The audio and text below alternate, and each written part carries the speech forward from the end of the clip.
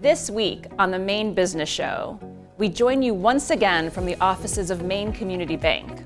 We'll find out how the Holy Donut has successfully expanded while keeping quality at its best. Biddeford's Mayor Marty Grohman is working non-stop to keep his city moving forward while embracing its creative heritage.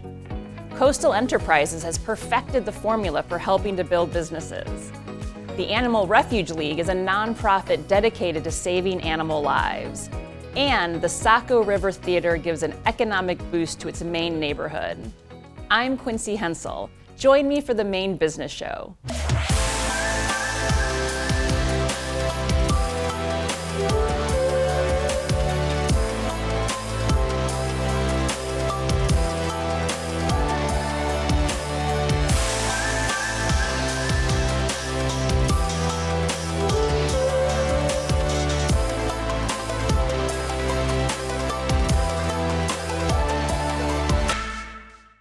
Welcome to the Maine Business Show.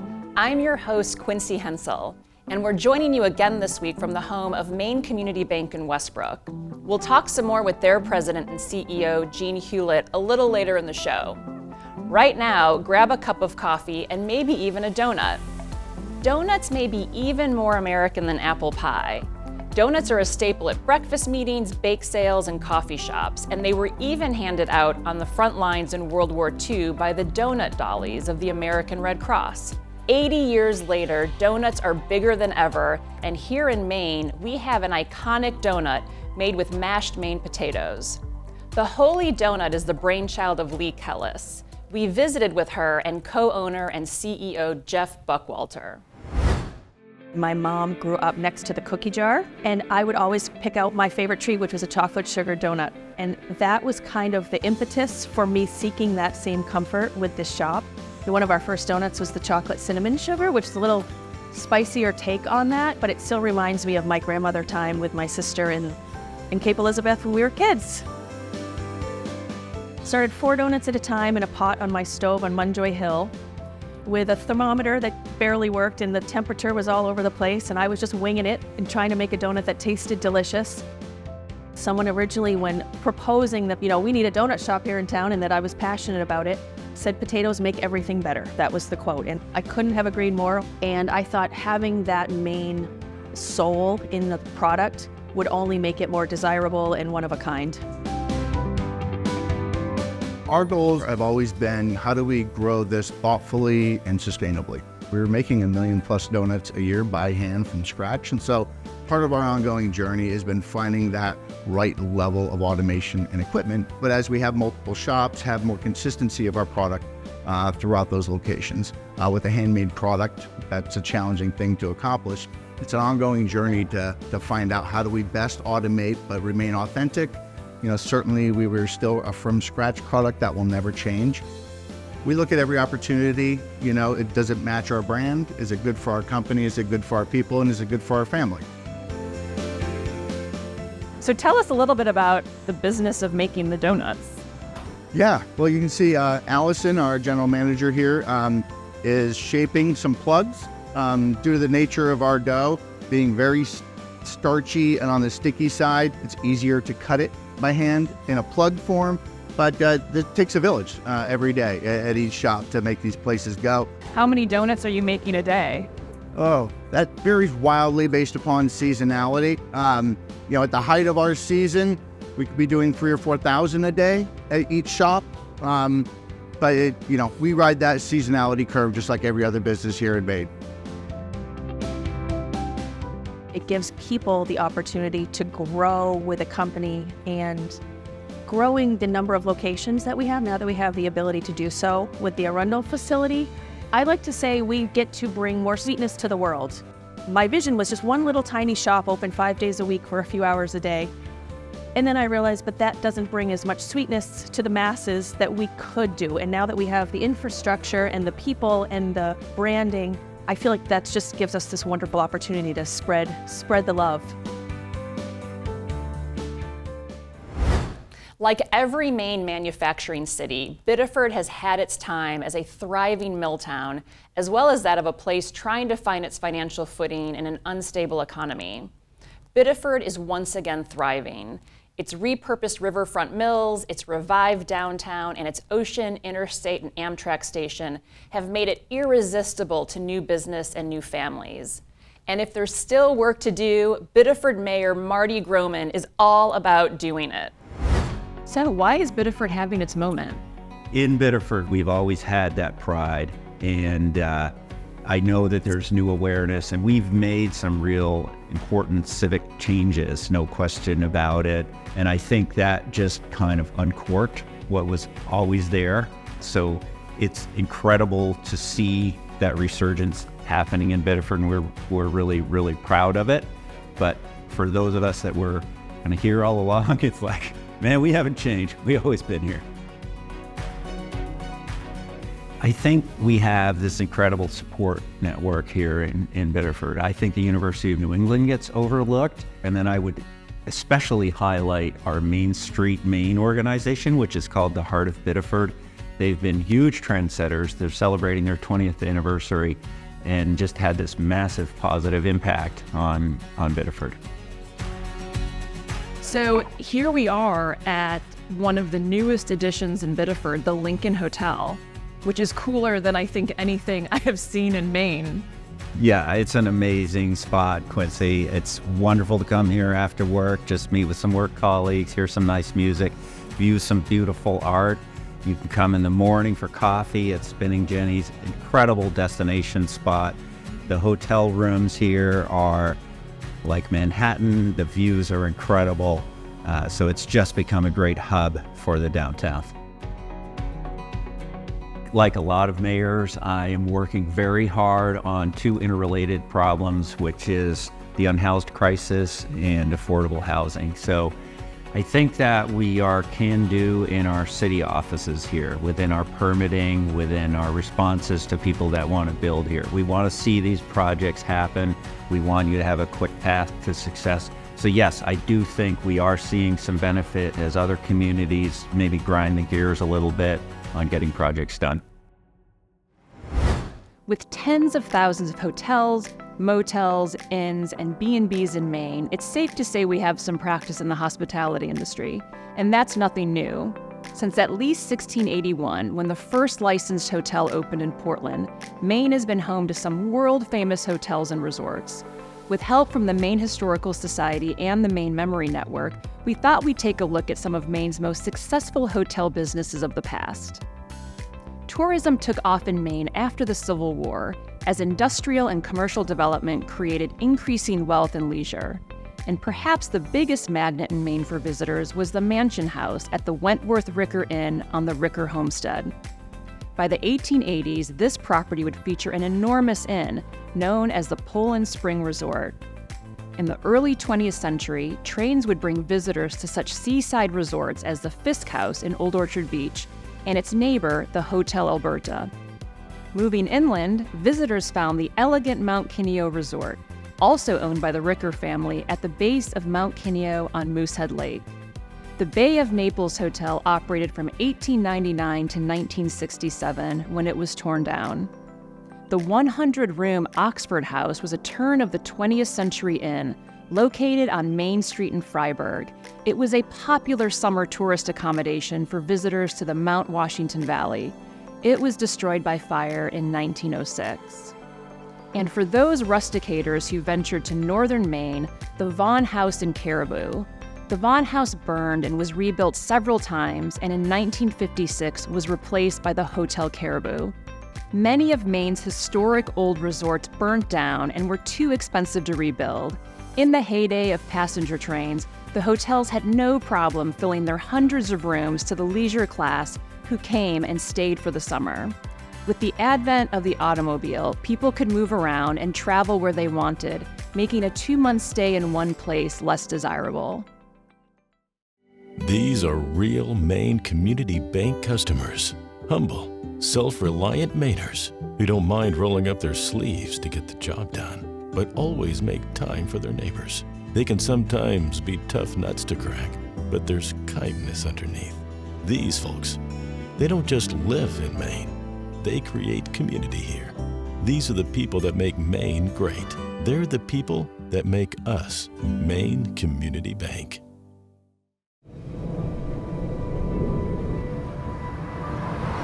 There are times we need to pause, to take a breath, and a beat, and reawaken the senses. Plan your trip at visitmaine.com. Welcome back. Coastal Enterprises has been around since 1977, and in that time has been a priceless resource for people wanting to start a business. CEI has helped in multiple business sectors, from agriculture to aquaculture, from childcare to therapeutic care. Here to tell us more about the mission of CEI is Leah Batt, Director of Marketing and Communications. She's joined by CEI client and a Wicked Fast Loan recipient, Lily Vandersteenhoven, owner of Bloom Consignments and Resale here in Westbrook. Welcome to the show, Leah and Lily. Thanks for having us. We're excited to be here. So Leah, on the website, CEI says that they strive to work to build a more equitable economy. Can you tell us a little bit about the approach CEI takes to reach that goal? We see an equitable economy as one where everybody's potential is unleashed. And we also know that there are certain barriers that people face within our current system. Back as recent as 1974, that women couldn't get credit cards on their own, let alone a business loan. So we're there to help people who have had difficulty getting access to the tools that they need to start or grow a business from traditional sources. How do you provide the support to those types of diverse business owners? So we have two main functions that we do. Is one, we are a lender. So we provide capital that people need for their businesses as business loans, lines of credit. And then we also have a bunch of wraparound services with our business development services, where people can come and meet one-on-one with a confidential business advisor to ask specific questions, or they can be part of a training group. So we have both one-on-one counseling and training cohorts around specific topics or sectors. So if you are a lobsterman who is looking to get into aquaculture, we do training courses around that.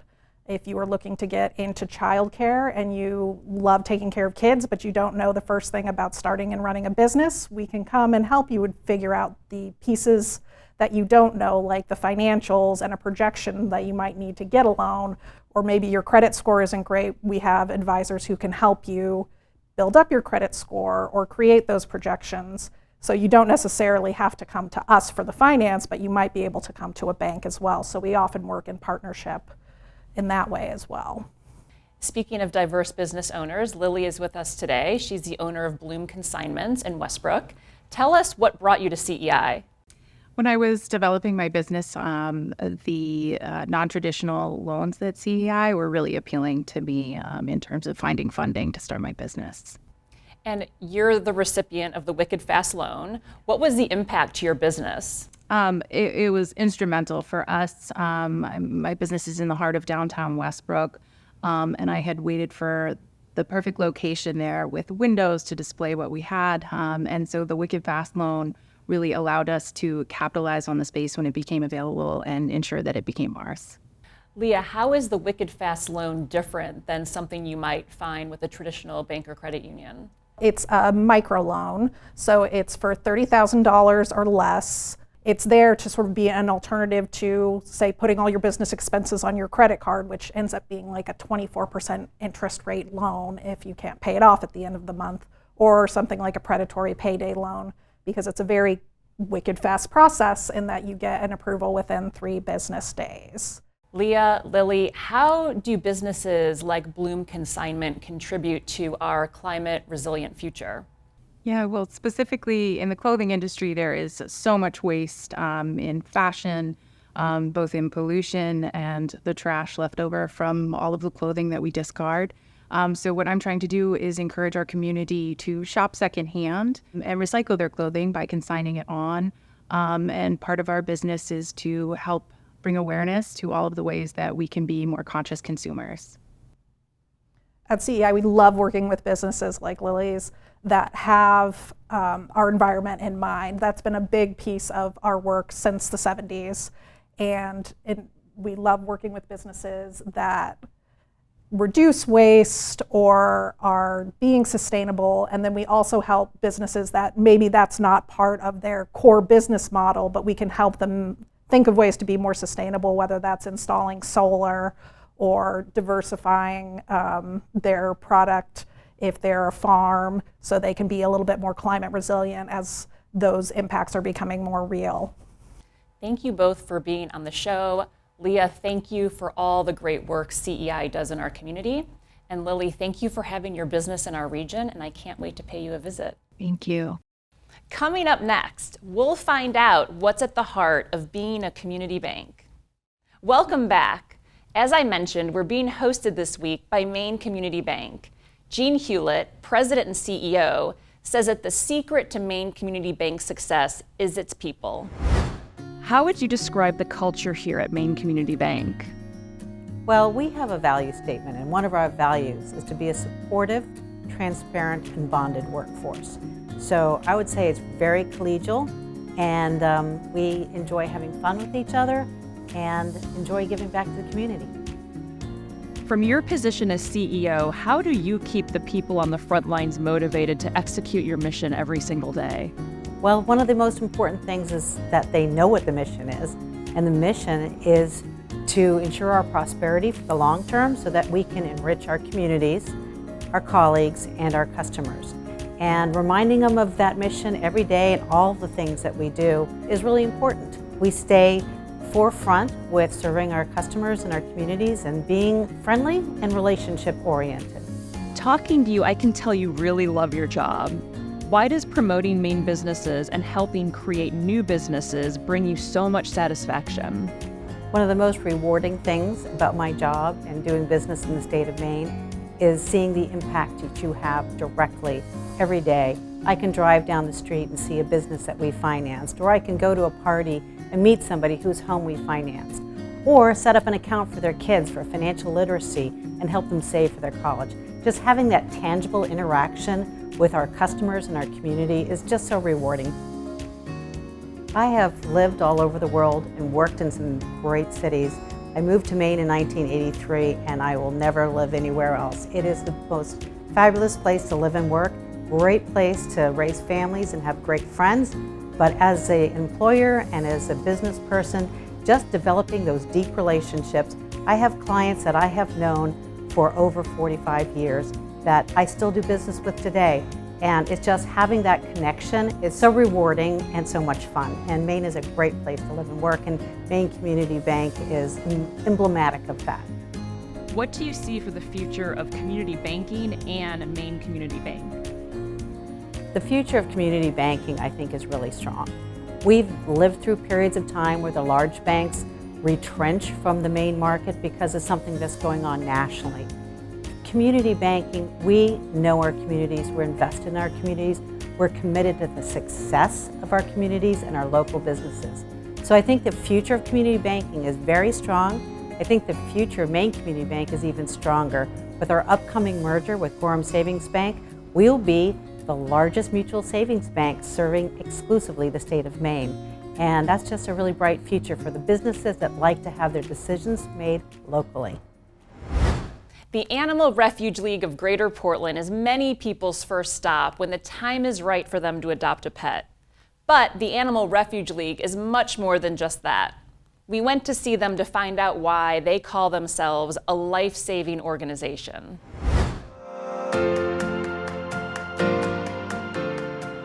I'm Patsy Murphy, Executive Director of the Animal Refuge League of Greater Portland. We are a life-saving organization here, saving lives and changing lives each and every day. As a life-saving organization, we give animals a second chance and a new beginning to find a new family member.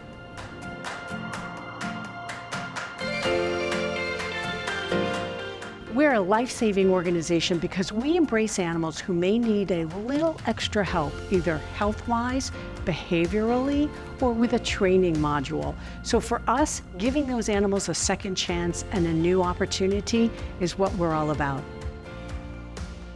When an animal arrives at the Animal Refuge League, we do everything in our power to make sure they are happy and healthy and well before adoption. They'll get a veterinary exam, they may need to be spayed or neutered, or they may need a little help with training and behavior. We want to make sure that when we're sending animals out to the community, that they are good to go.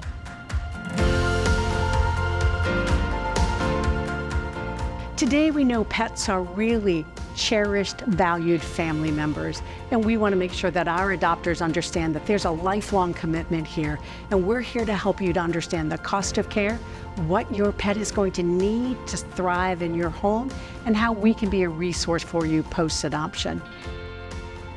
As a nonprofit, we're seeing a large influx of local owner surrenders due to the lack of pet-inclusive housing, as well as access to affordable veterinary care.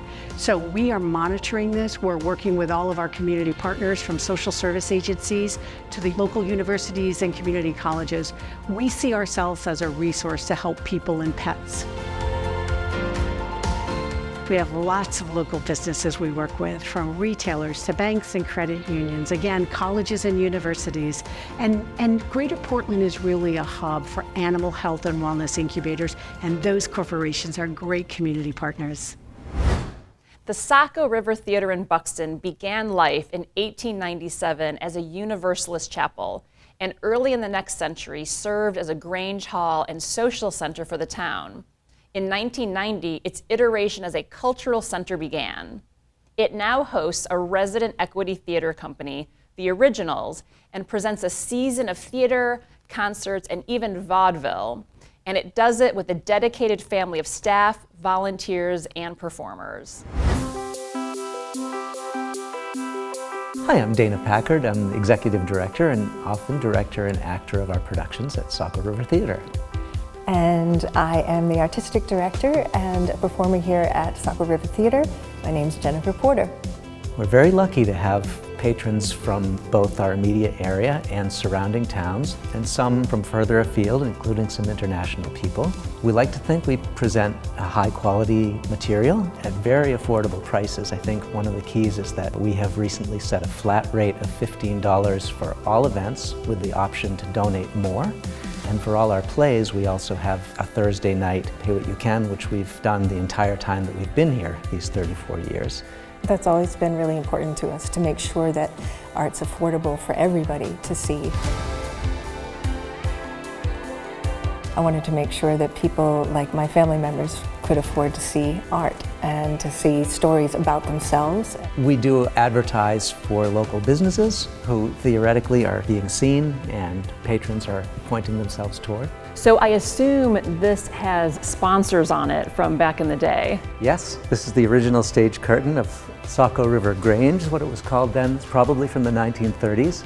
And yes, several of these businesses still exist, and a couple of them are even sponsors for our organization. That's amazing. A certain level of prestige by being an equity organization probably makes the place a little bit more appealing to corporate sponsorship and certain kinds of grant support as well. Every time I think that there's no new stories to be told, I'll order 20 new scripts and find 20 new amazing stories to be told. And I think I'll keep doing this until I run out of things to say.